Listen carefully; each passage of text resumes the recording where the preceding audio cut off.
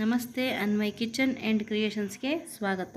Friends, ಇವತ್ತು ನಾನು ಕಬ್ಬಿನ ಹಾಲನ್ನು ಉಪಯೋಗಿಸ್ಕೊಂಡು ನಿಮಗೆ ರುಚಿಯಾಗಿರುವಂಥ ಒಂದು ಹಲ್ವವನ್ನು ತೋರಿಸ್ತಾ ಇದ್ದೀನಿ. ಕೇವಲ ಒಂದು 25 ನಿಮಿಷದ ಒಳಗಡೆ ಈ ಹಲ್ವವನ್ನು ರೆಡಿ ಮಾಡ್ಕೊಳ್ಬೋದು. ಇದನ್ನ ಹೇಗೆ ಮಾಡೋದು ಅಂತ ನೋಡೋಣ. ವಿಡಿಯೋ ನೋಡೋದಕ್ಕೂ ಮುಂಚೆ ನೀವಿನ್ನೂ ನನ್ನ ಚಾನಲ್ಗೆ ಸಬ್ಸ್ಕ್ರೈಬ್ ಮಾಡಿಲ್ಲ ಅಂದರೆ ಪ್ಲೀಸ್ ಸಬ್ಸ್ಕ್ರೈಬ್ ಮಾಡಿ ಸಪೋರ್ಟ್ ಮಾಡಿ. ನೋಡಿ ಫ್ರೆಂಡ್ಸ್, ನಾನಿಲ್ಲಿ 1 ಕಪ್ ಆಗೋಷ್ಟು ಅಕ್ಕಿಯನ್ನು ನೆನೆಸ್ಕೊಂಡಿದ್ದೀನಿ. ನಾನು ತೋರಿಸ್ತಿದ್ದೀನಲ್ಲ, ಈ ಥರ ಗ್ಲಾಸಲ್ಲಿ 1 ಕಪ್ ಆಗೋಷ್ಟು ಅಕ್ಕಿಯನ್ನು ಸುಮಾರು 2 ಗಂಟೆಗಳ ಕಾಲ ನೆನೆಸ್ಕೊಂಡಿದ್ದೆ. ನಾನಿಲ್ಲಿ ದೋಸೆ ಅಕ್ಕಿಯನ್ನು ತೊಗೊಂಡಿದ್ದೀನಿ. ನೀವು ಯಾವ ಅಕ್ಕಿಯನ್ನು ಉಪಯೋಗಿಸ್ತೀರಾ ಅದನ್ನ ತೊಗೊಳ್ಬೋದು, ಏನೂ ತೊಂದರೆ ಇಲ್ಲ. ನಂತರ ಇದರಲ್ಲಿರುವ ಚೆನ್ನಾಗಿ ವಾಶ್ ಮಾಡಿಕೊಂಡು ಅದರಲ್ಲಿರೋ ನೀರನ್ನು ಬಸಿದು ಅದನ್ನು ಮಿಕ್ಸಿ ಜಾರಿಗೆ ಹಾಕ್ಕೊತಾ ಇದ್ದೀನಿ. ಜೊತೆಗೆ 1 ಕಪ್ ಅಷ್ಟು ಕಬ್ಬಿನ ಹಾಲನ್ನು ಹಾಕ್ಕೊತಾ ಇದ್ದೀನಿ. ಇದು ನೀರೆಲ್ಲ ಹಾಕಿ ರುಬ್ಬಾರ್ದು, ಕಬ್ಬಿನ ಹಾಲನ್ನೇ ಹಾಕಿ ರುಬ್ಕೊಳ್ಬೇಕಾಗತ್ತೆ. ಅದಾದ ನಂತರ 2 ಏಲಕ್ಕಿ ಮತ್ತು 1 ಚಿಟಿಕೆ ಉಪ್ಪನ್ನು ಹಾಕಿ ನುಣ್ಣಗೆ ಪೇಸ್ಟ್ ರೀತಿಯಾಗಿ ನಾನು ಇದನ್ನ ರುಬ್ಕೊಂಡು ತೊಗೊಂಬರ್ತೀನಿ. ಇದಕ್ಕೆ ನಿಮಗೆ ಅಗತ್ಯ ಇದ್ದರೆ ಕಬ್ಬಿನ ಹಾಲನ್ನೇ ಸೇರಿಸಿ ರುಬ್ಕೊಳ್ಳಿ, ಯಾವುದೇ ಕಾರಣಕ್ಕೂ ನೀರನ್ನು ಹಾಕೋಕ್ಕೆ ಹೋಗಬೇಡಿ. ನಾನಿವಾಗ ಇದನ್ನು ರುಬ್ಕೊಂಡು ತೊಗೊಂಡು ಬಂದಿದ್ದೀನಿ. ಅದನ್ನು ಒಂದು ದಪ್ಪ ತಳದ ಬಾಣಲಿಗೆ ಹಾಕ್ಕೊಂಡಿದ್ದೀನಿ. ಅದಕ್ಕೆ ರುಚಿಗೆ ತಕ್ಕಷ್ಟು ಬೆಲ್ಲವನ್ನು ಇವಾಗಲೇ ನಾವು ಸೇರಿಸ್ಕೊಂಬಿಡೋಣ. ನಾನಿಲ್ಲಿ ಜೋನಿ ಬೆಲ್ಲ ಅಥವಾ ಡಬ್ಬದ ಬೆಲ್ಲ ಅಂತೀವಲ್ವ, ಅದನ್ನು ಸೇರಿಸ್ಕೊಂಡಿದ್ದೀನಿ. ಬೆಲ್ಲವನ್ನು ಸೇರಿಸ್ಕೊಂಡು ಸಣ್ಣ ಉರಿಯಲ್ಲಿ ಕೈ ಆಡಿಸ್ತಾ ಇರಬೇಕು. ಆದಷ್ಟು ದಪ್ಪ ತಳದ ಬಾಣಲಿಯನ್ನೇ ತೊಗೊಳ್ಳಿ, ಯಾಕೆ ಅಂತಂದರೆ ತಳ ಹಿಡಿಯುವ ಚಾನ್ಸಸ್ ಜಾಸ್ತಿ ಇರುತ್ತೆ ತೆಳುವಾದ ಬಾಣಲಿಯನ್ನು ತೊಗೊಂಡ್ರೆ. ನೋಡಿ, ಈ ರೀತಿ ಬೆಲ್ಲ ಹಾಕಿದ್ಮೇಲೆ ಚೆನ್ನಾಗಿ ಕೈ ಆಡಿಸ್ತಾ ಇರಬೇಕು. ನೀವಿಲ್ಲಿ ಉಂಡೆ ಬೆಲ್ಲ ಬಳಸೋದಾದರೆ ಸ್ವಲ್ಪ ಕರಗಿಸ್ಬಿಟ್ಟು ಸೋಯಿಸಿ ಕೂಡ ಹಾಕ್ಕೊಳ್ಬೋದು, ಏನೂ ತೊಂದರೆ ಇಲ್ಲ. ನಂತರ ಇದಕ್ಕೆ ಮಧ್ಯದಲ್ಲಿ ತುಪ್ಪವನ್ನು ಸೇರಿಸ್ಕೊಳ್ತಾ ಬರೋಣ. ಇದಕ್ಕೆ ಜಾಸ್ತಿ ತುಪ್ಪದ ಅವಶ್ಯಕತೆಯೂ ಇರೋದಿಲ್ಲ. ನೋಡಿ, ನಾನು ಇಲ್ಲಿ ಒಂದು 4-5 ಚಮಚದಷ್ಟು ತುಪ್ಪವನ್ನು ಹಾಕ್ಕೊಂಡಿದ್ದೀನಿ ಅಷ್ಟೇ. ನೋಡಿ, ಇವಾಗ ಗಟ್ಟಿ ಆಗ್ತಾ ಬರ್ತಾ ಇದೆ. ಸುಮಾರು ಒಂದು 20 ನಿಮಿಷದಲ್ಲಿ ನನಗೆ ಈ ಹಲ್ವ ರೆಡಿ ಆಯಿತು.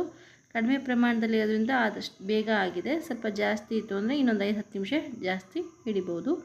ನೋಡಿ, ಮಧ್ಯದಲ್ಲಿ ತಳ ಹಿಡಿಬಾರ್ದು ಅಂತ ನಾನು ಏನು ಮಾಡ್ತಾಯಿದ್ದೀನಿ ಅಂದರೆ ತುಪ್ಪವನ್ನು ಸೇರಿಸ್ಕೊತಾ ಇದ್ದೀನಿ. ಇದು ಸ್ವಲ್ಪ ಕಲರ್ ಚೇಂಜ್ ಆಗುತ್ತೆ, ನಿಮಗೆ ಗೊತ್ತಾಗುತ್ತೆ ಇದು ಆಗಿದೆ ಅಂತ. ಪೂರ್ತಿ ಒಂದು ಉಂಡೆಯ ಆಕಾರದಲ್ಲಿ ಅದು ಬಾಣಲಿಯನ್ನು ಬಿಟ್ಕೊಂಡು ಬರುತ್ತೆ. ಆವಾಗ ಇದನ್ನು ನಾವು ಒಂದು ತುಪ್ಪ ಸವರಿದಂಥ ತಟ್ಟೆಗೆ ಹಾಕ್ಕೊಳ್ಬೇಕಾಗತ್ತೆ. ನೋಡಿ, ಇವಾಗ ಫುಲ್ಲು ಕಲರ್ ಚೇಂಜ್ ಆಗಿ ಯಾವ ರೀತಿಯಾಗಿ ಬರ್ತಾಯಿದೆ ಅಂತ. ಬಾಣಲಿಗೆ ಸ್ವಲ್ಪ ಕೂಡ ತಾಗ್ತಾ ಇಲ್ಲ. ನೋಡಿ, ಈ ರೀತಿ ಚೆನ್ನಾಗಿ ಅದನ್ನು ಕೈ ಬಿಡದೇ ರೀತಿ ಬೇಯಿಸ್ಕೊಳ್ಬೇಕಾಗತ್ತೆ. ನೋಡಿ, ಈ ಥರ ಇವಾಗ ಇದು ರೆಡಿ ಆಯಿತು. ನಾವಿವಾಗ ಗ್ಯಾಸನ್ನು ಆಫ್ ಮಾಡ್ಕೊಳ್ಳೋಣ. ಇಳಿಸುವ ಟೈಮಲ್ಲಿ ಮತ್ತೊಂದು ಸ್ಪೂನ್ ಆಗೋಷ್ಟು ತುಪ್ಪವನ್ನು ಸೇರಿಸ್ಕೊಂಡು ಮಿಕ್ಸ್ ಮಾಡ್ಕೊಳ್ಳೋಣ. ಈಗ ಇದನ್ನು ನಾವು ಒಂದು ತುಪ್ಪ ಸವರಿದಂಥ ತಟ್ಟೆಗೆ ಹಾಕ್ಕೊಳ್ಬೇಕಾಗತ್ತೆ. ನೋಡಿ ಫ್ರೆಂಡ್ಸ್, ಎಷ್ಟು ನೀಟಾಗಿ ಬಾಣಲಿಯನ್ನು ಬಿಟ್ಕೊಂಡು ಒಂದು ಮುದ್ದೆ ಆಕಾರದಲ್ಲಿ ಬಂದಿದೆ ಅಂತ. ಈಗ ಇದನ್ನ ತಟ್ಟೆ ಹಾಕ್ಕೊಂಡು ಸ್ಪ್ರೆಡ್ ಮಾಡ್ಕೊತೀನಿ. ನಿಮಗೆ ಯಾವ ಥರ ಶೇಪಲ್ಲಿ ಬೇಕೋ ಆ ಥರ ಶೇಪಲ್ಲಿ ಇದನ್ನು ಕಟ್ ಮಾಡ್ಕೊಳ್ಬೋದು. ನೋಡಿ, ಈ ರೀತಿ ಸ್ಪ್ರೆಡ್ ಮಾಡ್ಕೊಳ್ಳಿ. ತುಂಬ ಈಸಿಯಾಗಿ ತುಂಬ ಟೇಸ್ಟಿಯಾಗಿರುತ್ತೆ. ಖಂಡಿತ ಈ ರೆಸಿಪಿಯನ್ನು ಟ್ರೈ ಮಾಡಿ ನೋಡಿ, ಹೇಗೆ ಬಂತು ಅಂತ ನನಗೆ ಕಮೆಂಟ್ ಮೂಲಕ ತಿಳಿಸಿ. ತುಂಬ ಬಿಸಿ ಇರುವಾಗ ಕಟ್ ಮಾಡಿದ್ರೆ ಸ್ವಲ್ಪ ಚಾಕುಗೆ ಅಂಟ್ಕೊಳ್ಳುತ್ತೆ. ನಾನಿಲ್ಲೊಂದು 10 ನಿಮಿಷ ಬಿಟ್ಟು ಕಟ್ ಮಾಡ್ತಾಯಿದ್ದೀನಿ, ಆದರೂ ಕೂಡ ಸ್ವಲ್ಪ ಅಂಟಾಯಿತು. ಫುಲ್ ಕೂಲ್ ಆದಮೇಲೆ ಕಟ್ ಮಾಡಿದ್ರೆ ನೀಟಾಗಿ ಚೆನ್ನಾಗಿ ಪೀಸಸ್ ಬರುತ್ತೆ. ನೋಡಿ, ಈ ಥರ ಕಟ್ ಮಾಡ್ಕೊಳ್ಳಿ. ನಂತರ ಇದನ್ನು ಸರ್ವ್ ಮಾಡಿದ್ರೆ ಆಯಿತು. ಈ ರೆಸಿಪಿ ನಿಮಗೆ ಇಷ್ಟ ಆಗಿದರೆ ಖಂಡಿತವಾಗಿಯೂ ಲೈಕ್ ಮಾಡಿ, ಶೇರ್ ಮಾಡಿ, ಕಮೆಂಟ್ಸ್ ಮಾಡಿ.